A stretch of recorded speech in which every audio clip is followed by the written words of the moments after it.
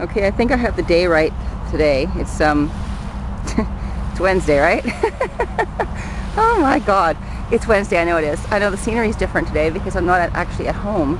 I'm down at the place where I end my runs usually, which is standing on what's called Sunset Beach. It's one of my very favorite things to do at the end of my run, which is just stand here on the beach, take in the fact that I'm standing here by this beautiful water. And right behind me is this beautiful city. Right behind that beautiful city is some beautiful mountains, which you really can't see right now because of the clouds, but oh well.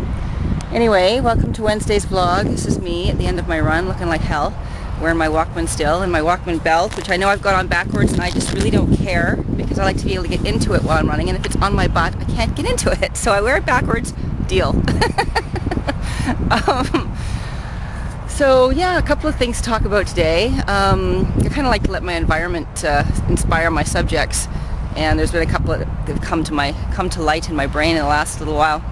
One of which was a few comments about Monday's vlog, which was about free weights versus machines, and someone who kind of came down on me about just because I work out at home doesn't mean machines don't kick my butt kind of thing. And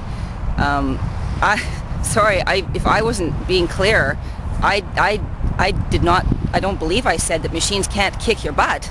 Absolutely, machines can kick your butt. My point was more to the range of motion being forced, as well as that particular range of motion being forced, probably not being something that's a natural move in the first place, as well as machines doing a lot of the balancing for you, taking care of the balance, especially weightlifting machines.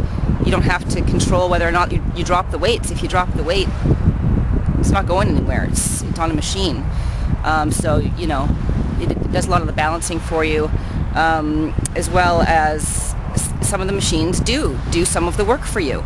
I'm sorry, people that do machines that do make you work even harder. That's great. I'm glad that there's machines like that, and I know that there are. But I stand firm that a step machine, for the most part, unless your foot's strapped into it, will aid you in lifting your foot on the foot that's coming up, rather than the foot that's going down is doing the work. The foot that's coming up is being driven by the machine. So I do stand firm on those particular points I was making. I certainly wasn't saying that machines can't kick your butt. I don't want to go to a gym and go up against a couple of you guys on a machine. I know that you kick my butt on a machine. I'm aware of that.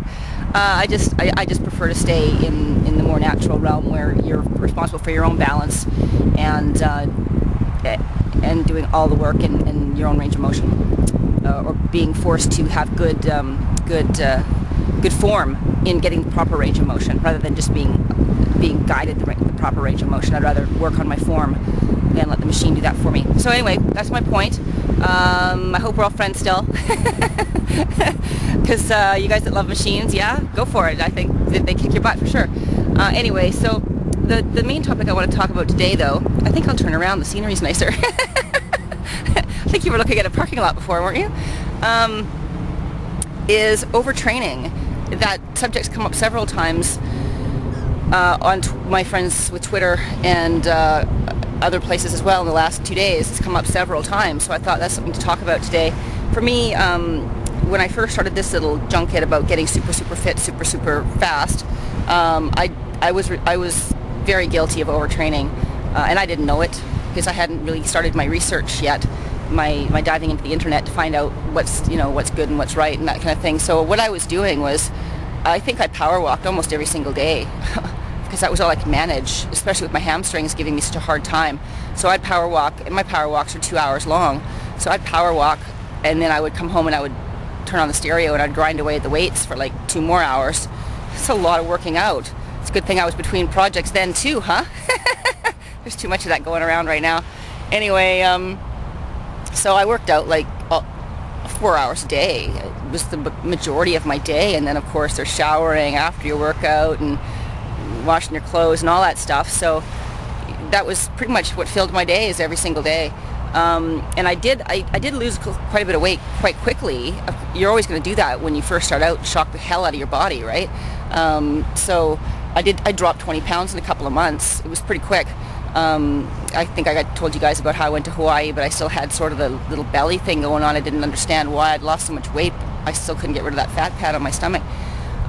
So that's what drove me to start doing all this research and stuff. And overtraining became something that I became aware of.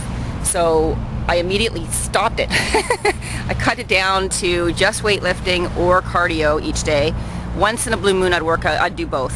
Just once in a blue moon. Like if it was a really nice day and it was a weights day, but it was a really nice day, then I would get up, do my weights, then go out and have a power walk or go for a run or something, just to be outdoors. But for the most part, I would do my weights or I'd do my cardio. And as my hamstrings as I got fed up with my hamstrings and didn't care anymore that they were hurting and got fitter and started running anyway, who cares? My 2-hour power walks became 40 to 50 minute cardio sessions instead, like harder cardio, like running or HIIT or whatever. Yeah, I beat the hell out of my hamstrings. I'm sure glad I didn't ruin them forever. But so anyway, I do a maximum of an hour of weightlifting and a maximum of an hour of cardio, unless it was a power walk. And I dropped 5 pounds in like 2 weeks, just like that. And I'd been on a plateau for like 3 months. It was really shocking to me how quickly everything just changed. My body just stopped freaking out on me and hanging on to everything I ate because it thought I was going to need the fuel for the grueling things I was putting it through. Once it wasn't going through all that grueling stuff anymore, it stopped hanging on. So worked really well for me anyway. So I don't know about you guys, and I mean, I've got a friend who's training for Ironman and he works out like 5 hours a day. That's fine. He's got to get himself through Ironman. Good going, go for it. I hope you win. I don't want to work out for 5 hours a day though. Even when I've got the time for it, I don't want to do that anymore. So anyway, that's my 2 bits on overtraining. If you think you're stuck on a plateau or something, take a look at what you're doing to yourself, and maybe your body is panicking, and maybe you need to take it off that path. On the other hand, maybe you're training for Ironman and you should be stepping it up. I don't know. Anyway, I hope you guys are having a great day. It's Wednesday. I know it's Wednesday. It's Wednesday, right? So I hope you guys are having a great day, and we'll see you again very soon. Take care. Bye.